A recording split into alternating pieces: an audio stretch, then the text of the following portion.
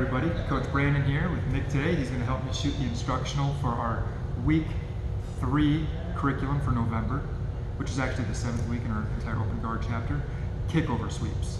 The Kickover sweep is, I think, one of the easiest ones for newer people to start to become familiar with and start hitting, especially because your partners on top are often interested in coming forward and pressuring into you in an attempt to pass your guard. So when you have an opponent who's pushing into you, it's generally not too difficult to give an extra pull and get their head directly over your head. That's a common theme we're going to see time and time again throughout this video. If we can pull our opponent forward and get that precious head over head position, we can hit a kickover sweep. Okay? So the way I'm going to lay out this video is I'm going to describe what we're doing with our lower body, and I'm going to describe what we're doing with our upper body, and then we'll go into different options and variations off that, okay? So Nick is going to stand up for me. Now a kickover sweep, by definition, is going to be a situation where I'm able to draw Nick's head forward, and I use the sole of my foot on his hip to press his hips up in the air, so I can take him up and over, and go into a sweeping action. So that's the fundamental element of a kickover sweep, is that we have the sole of our foot pressing our partner's hips up into the air. So I'm doing a leg press to lift his 2 feet off the floor. Once the 2 feet are off the floor, you own him. You can take him wherever you want. Typically, since we don't have an ability to stop him from basing with his legs all the time, we'll talk more about that later, but typically it's going to be in an overhead direction, and I'm going to go out into a back roll to finish the sweep. So that's the role of one of our legs. I call that an elevation leg. Its job is to elevate our partner. The second leg is going to have another unique job, and I refer to that second leg as a pulling leg. Because in order for a kickover sweep to work, up again, Nick. If Nick is backing away like so, and I try to hit, just relax a little bit, and I try to hit a kickover sweep from here, if I try to lift him from here and I extend my legs, all I'm going to do is I'm going to push Nick away. I'm not actually going to get him off the floor. So the first thing I need to do with any kickover sweep is I need to draw Nick's head forward until it goes over my head. So I'm going to start to pull Nick in, getting his head over my head. Once his head is here directly over my head, now when I extend my legs, I can take his 2 feet off the floor and I can take him over. Okay? So the way that we pull him forward is going to be a combination of our pulling leg and our arms. I'll talk more about the arms later. Let's talk about the pulling leg. So one of the first positions I want you to work on when you're learning the kickover sweep is to use your pulling leg as a daily heel hook. We looked at the daily heel hook last week, let's rotate, where I put my shoelaces here into the inner hamstring, inner thigh, okay? So I'm going to use my daily heel hook, and I'm going to pull my knee to my chest, and my shin and my ankle behind his knee are going to start to draw Nick's weight forward.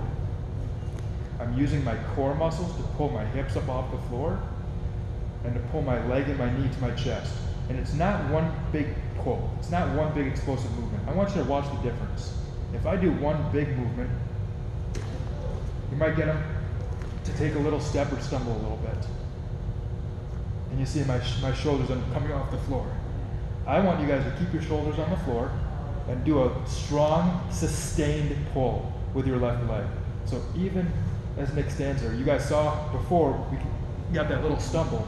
Here I'm going to give a strong, sustained pull. And you see that slowly, I end up being able to drive Nick forward and get his hands to the floor. So one good, strong, sustained pull with that daily heel hook to get his weight coming forward. Now it's important that my leg doesn't fight me on this. If my elevation leg, the one that's posted in the hip, remains strong, and I keep that stiff and locked out, and I go to pull with my daily heel hook, I'm not going to move him at all. My right leg is pushing him away and keeping him away, and I'm fighting myself. My right leg is fighting my left leg. So when I want to pull with my legs, it's important that my elevation leg pulls in as well, so that I allow Nick's hips to come forward. So when I'm here, I'm going to pull with both my legs so I can get Nick's head over my head and get his 2 feet off the floor. The De La Hiva hook is just one way we can engage with the pulling leg. That's where we hook our leg from the outside position into his lower body, into his leg. We can also hook our leg on his lower body from the inside position. Let's rotate. I'm going to make a little hook here behind his hamstring, behind his butt. And I'm going to use that hook, and I'm going to make a good strong sticky hook. I don't want to have a dead, relaxed foot. Now when I pull, nothing happens. So make a good strong sticky hook, and now I'm going to do once again a long sustained pull into my chest. And you guys are going to see how that starts to get Nick's weight coming forward. So from a situation here, I can work from the outside with a De La Hiva, and I can pull from here. Or I can thread my foot to the inside position, so I pummel it to the inside, and once again I make that strong sticky hook on the hamstring. Everything pulls in, and we get his head over my head so I can take his 2 feet up off the floor. So that's entangling my leg with his lower body. I can also use my pulling leg on the upper body. So I work the outside position on the lower body here and the inside position on the lower body. I can also work the outside position on the upper body, where my leg starts on the outside and I hook it into a lasso, and I make a hook on his lat muscle. Now with this lasso, if I'm going to entangle his arm, his upper body from the outside, I'm going to start by pulling my knee into my chest, and then I finish the off balance by extending my left leg overhead.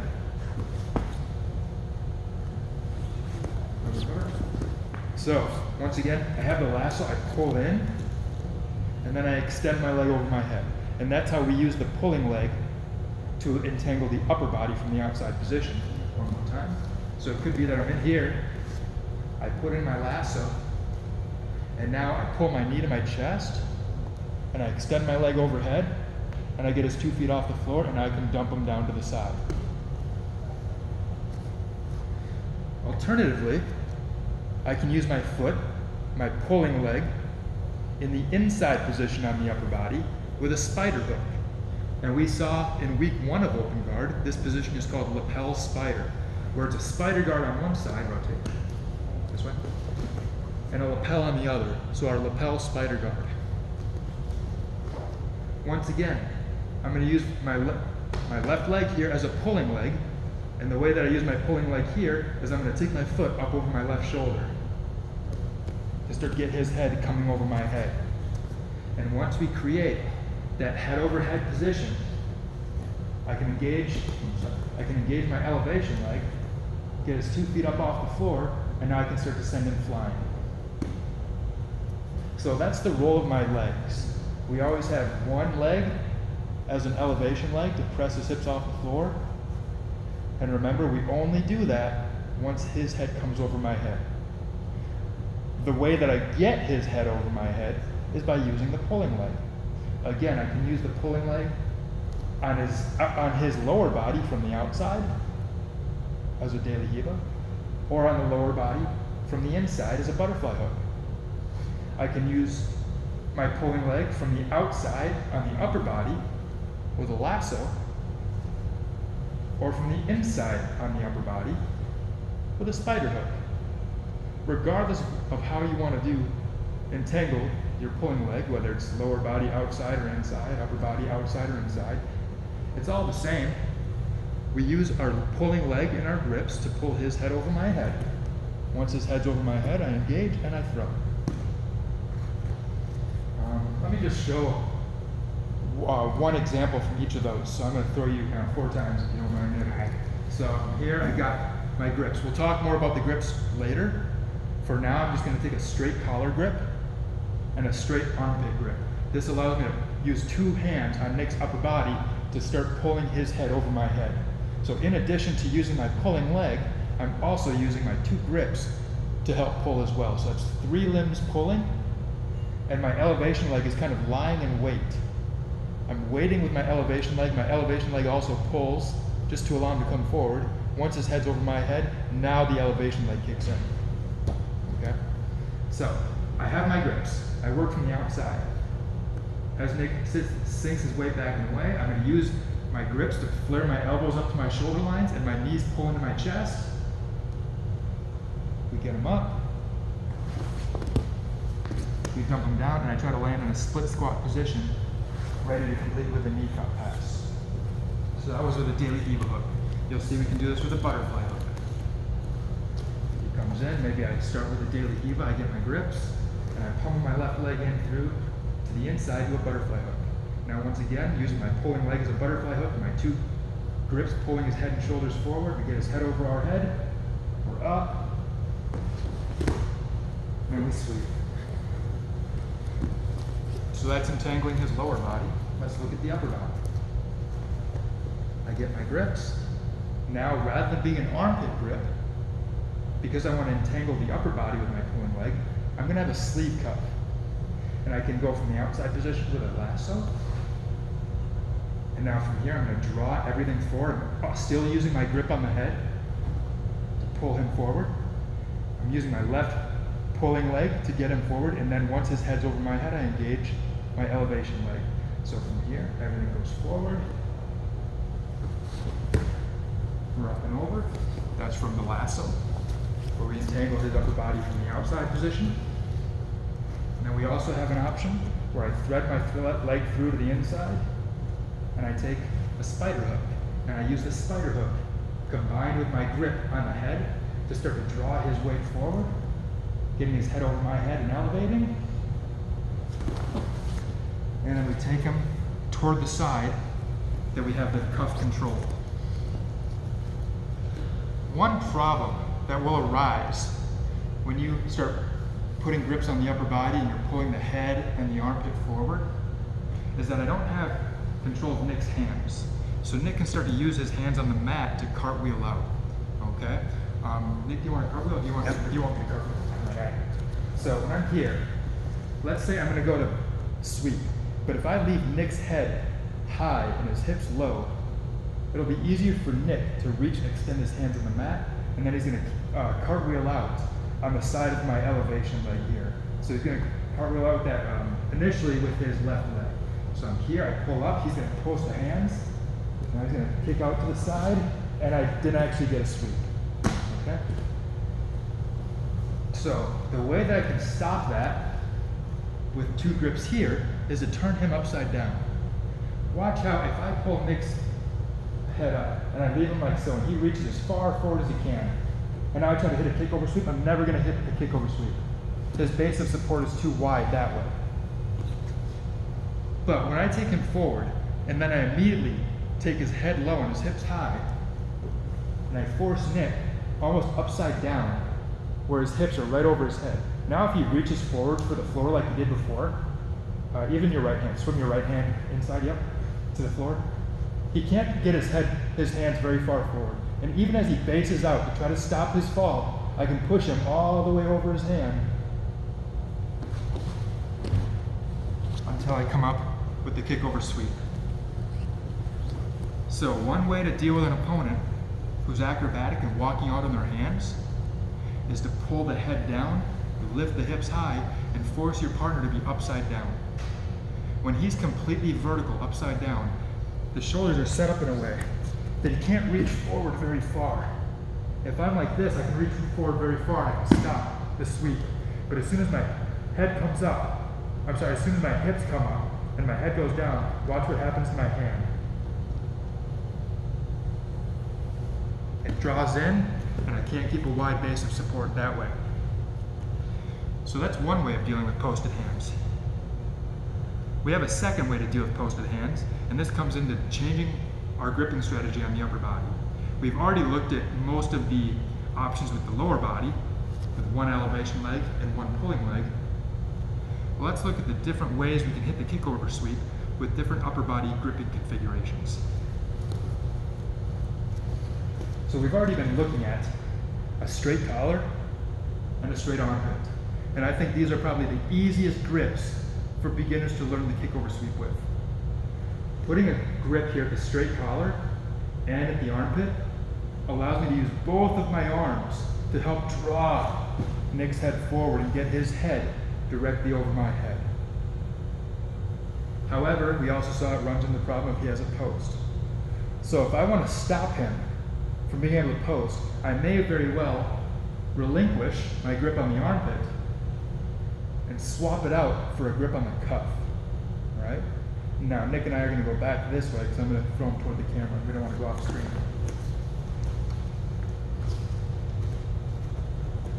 So I'm here. Now, Nick is an acrobatic guy. He's been cartwheeling out of my kickover sweeps. So I'm going to come down here and I'm going to fix up a grip on the cuff.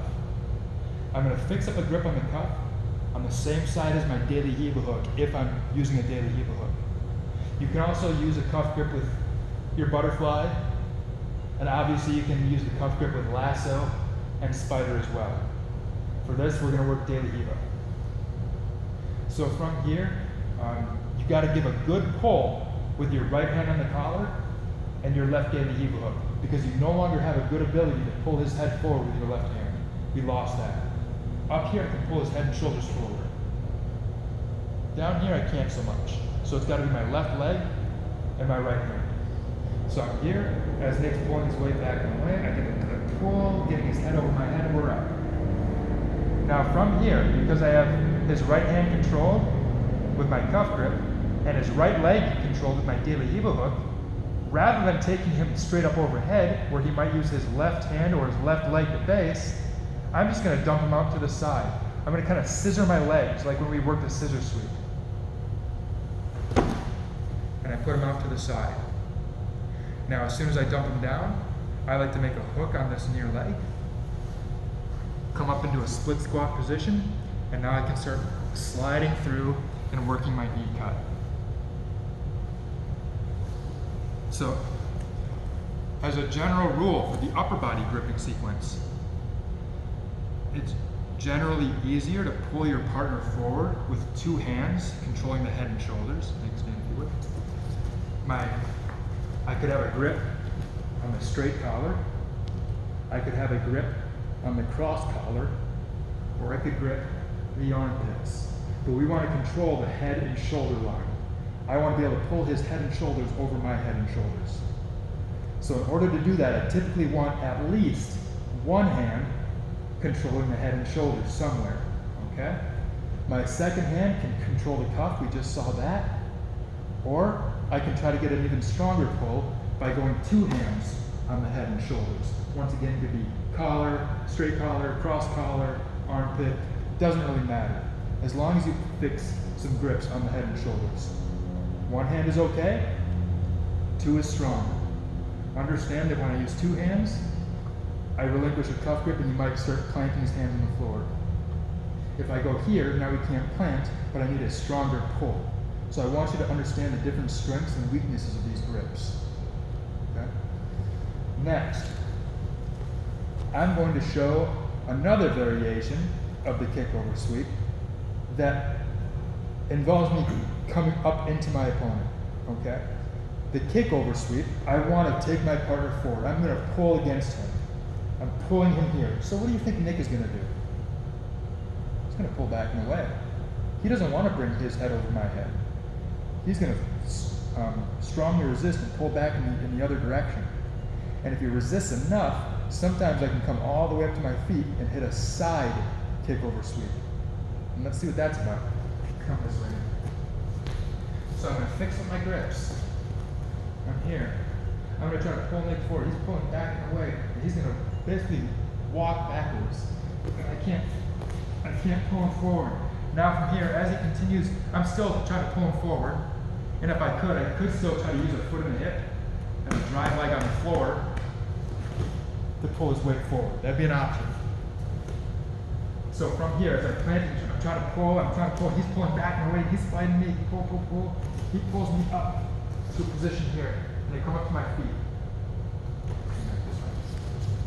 Okay, so I'm here, he pulls, and I come up to my feet. Now from here, I'm going to step in, I'm going to take my left foot, step into the hip, and I'm going to fall across Nick's body. Almost going into a side inversion, or a side panda roll, without Nick here. Let me show what this looks like without Nick. I got my grips. He stands, I stand. Here, foot in the hip, and I'm going to fall, like so, to the side and go into a back roll. One more time, without Nick. I'm standing here, right? He's pulling, I step up, foot goes in the hip, and I'm gonna fall so my head lands here and my feet land over here. So I'm initially facing this way, and I'm gonna end up facing that way. Come up, come down, and we're here.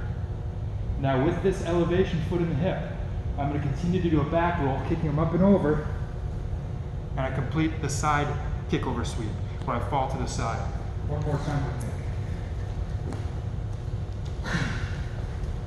I'm working my kickover sweep, and Nick is fighting, pulling up and away. I stand here. And we come up with our side kickover sweep. Now, I'm going to show another variation of the kickover sweep that breaks a lot of the rules we've talked about. But before I do that, let's talk about action-reaction. We just saw that I want to pull Nick forward. He wants to go back and away. One way that I can counter this is with a side kickover sweep. And we're going to see that technique again when it comes time for takedowns.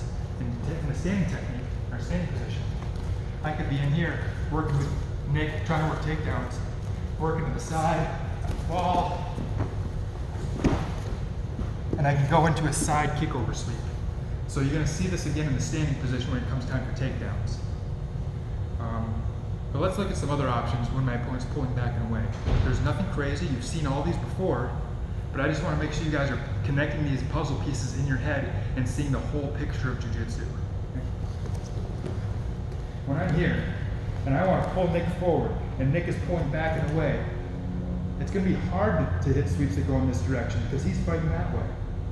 So we're going to look at switching to techniques that use action-reaction and that bring me in the direction he's pulling. So let's say I'm here, he's pulling back and away. I could, for instance, come down to the ankle, post a foot in the hip. My other leg goes here, makes a butterfly hook, and now you guessed it, the tripod sweep. From here, my foot in the hip is going to push up to lift his foot off the floor. I pull his foot up, and I sit him down to his butt. Now we're in a double-seated position. There's going to be a fight for top position. To make sure I win that fight, I'm going to control Nick's ankle, and now as we go to get up together, he can't get up, and I can complete my sweep. So one technique we can use in action-reaction is the tripod sweep. Remember as well that we have the reverse tripod sweep. If I'm pulling, and Nick's pulling back and away, I can go here, go for my initial tripod, and he steps off the hook.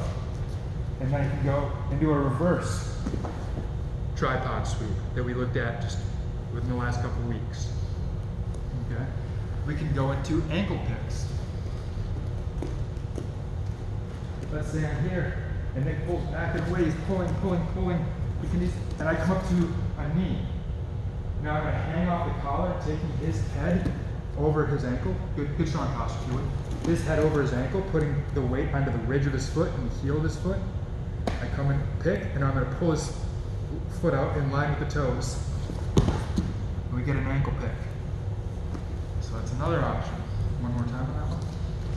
So we have tripod sweeps, now we have ankle picks.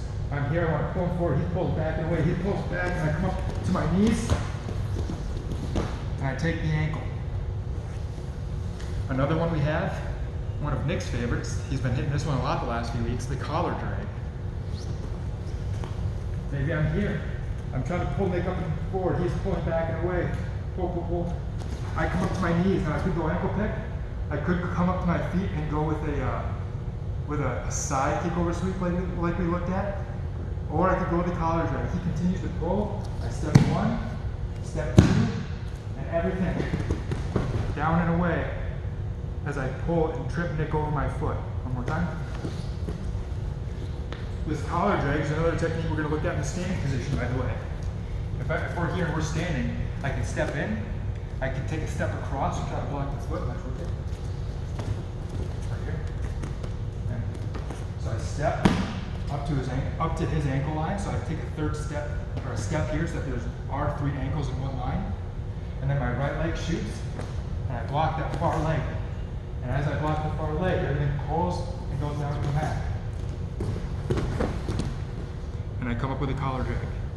So one more time now off of the kickover sweep attempt, using action, reaction. So I'm here, I pull Nick forward, he pulls back and away, I come up, into a collar drag. All right, so we've seen a lot of good things so far. We've seen that when I want to hit a kickover sweep, it's all about how do I get his head directly over my head. I'm going to use a pulling leg, either from the outside on the lower body with a daily hiba, or from the inside on the lower body with a butterfly hook. From the outside on the upper body with a lasso, or from the inside on the upper body with a spider hook. However I decide to use my pulling leg, it's all about getting his head over my head. Once his head is over my head, my elevation leg begins to engage and I take his 2 feet off the floor and kick him over. That's the lower body. The upper body. I typically like to have 2 hands controlling the head and shoulders so I get a good strong double pull to get his head over my head. If we have an opponent who's really good at cartwheeling out, we either need to turn our partner completely upside down, like pulling his head and shoulders low and lifting his hips high so he can't base, or we relinquish one of our grips on the head and shoulders and go down to a cuff. And now he can't base on that side and we dump him to that side. Then we saw action, reaction. We know that it's all about how do I pull his head over my head. I know that, and Nick knows that. So when I go to pull his head over my head, Nick might pull back and away. And then we need sweeps that come back in the other direction. Sweeps that involve me coming forward into him. Sweeps like the tripod sweep and the reverse tripod sweep. Sweeps that allow me to come up to my knees and now I can start hitting ankle picks. Sweeps where he pulls me all the way up to my feet and now I start hitting side kickover sweeps or collar drags. It's a lot of good information so far. Now, finally, to close out this video, I'm going to show you one more variation of the kickover sweep that breaks all the rules I just got done implanting in your mind.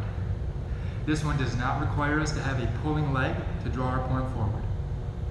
This one does not require us to have a hand anywhere on the head and shoulders to pull the head and shoulders forward. So there's going to be an obvious problem here. How do I draw my opponent forward? Stand. So let's say I'm here, for instance, back up to it. We're playing open guard, and Nick comes up and seizes me by the deep hands going into a Toriando.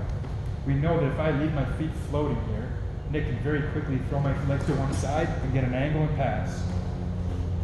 So as soon as he touches, I connect my feet to his biceps. Now if he tries to throw my legs to one side or the other, my legs stop him from doing so. I take grips on the cuffs, and I'm going to start to break his grips. Break 1. Break 2. To break the grips, grab again. I kick my leg straight, and as I kick the leg straight, notice his hand follows my leg. So what I'm going to do is I'm going to use my right hand to stop his hand from following. I keep tension here, I kick, and I break. Same thing on the other side. And we're going to end up in this position with 2 feet in the hips and double cuff grips. And we're going to hit a kickover sweep right from here. Again, the problem is I can't draw Nick forward. If Nick wants to pull his body weight back and away even a little bit, my legs are not in a position to draw him forward. I'm not controlling the head and shoulders. I might be able to get a little bit of a pull on the upper body, but not much. So how in the world am I going to get his head over my head? Well, when you can't move your opponent, move yourself. Okay, it's much easier to move yourself than it is to force somebody else to move. And here's how we're going to do it. We're going to use a reverse shrimp. So when I'm here and I'm pushing Nick away, trying to work my kickover sweep, I'm going to perform a crunch to bring my head and shoulders up, and then I'm going to jump my head and shoulders to the side, bringing my head and shoulders near Nick's foot right here. Okay? I'll do it on the other side as well. I come up, and I turn my body so that my head ends up being right next to the foot. Once I get my head next to the foot, I'm going to use my feet and his hips to pick my hips up off the floor and pull my hips in underneath his hips. And now look what we have. His head is directly over my head, so now is the time when I can finally start engaging with my elevation feet. And now I'm using 2 feet. Because I'm using 2 feet, it's easier to balance him, and it's easier to get his weight off the floor. I tend to like to use this technique, this variation of the kickover sweep, when I have a partner who's a lot larger than me. Once I have Nick's hips up off the floor, I don't want to pull with these cuffs. If I pull, Nick is going to plant his hand and cartwheel out. Okay? So it's important that once I get Nick's hips up in the air, I take his feet back into my chest. Or his hands. I take his hands back into my chest. So I side crunch, I pull myself in, I elevate, and his hands go here. Now when Nick reaches for the floor and cartwheel out, it's just not happening. Okay? So I'll show that one last time. Again, I like to use this one when they come in, they go Toriando, and I start breaking grips. And I particularly like this variation when I have larger opponents. If I have somebody who's like 250 pounds, it might be very difficult for me to press up somebody who's 250 pounds with a single leg. But when I can use the strength of both my legs to press up, now I can lift people who are much, much larger than even myself. Okay? So he has the Torianos, feet in the hip, or feet in the biceps. I start breaking grips. 1 foot in the hip, 2 feet in the hip. Now from here, I'm going to do my side crunch to get my head and shoulders by his foot. In order to do that, I use my abs to pull my head and shoulders up, and I lean to the side. Now from here, I use my feet in his hips to pull my hips underneath his hips and my head underneath his head. Now I press. I keep his hands in toward my belly so he can't reach for the floor. And now we take him up and over. And we complete the kickover sweep. Thank you very much, Nick. So there you guys have it. That's the long and short of the kickover sweeps. We see that we have one pulling leg, either De La Riva, butterfly hook, lasso, or spider hook, and that pulling leg draws my partner forward to get that precious head over head position. When his head is over my head, now I use that elevation leg to press his 2 feet off the floor and take him over. We use either 2 hands on the head and shoulders, or typically at least 1, so I can draw his head over my head.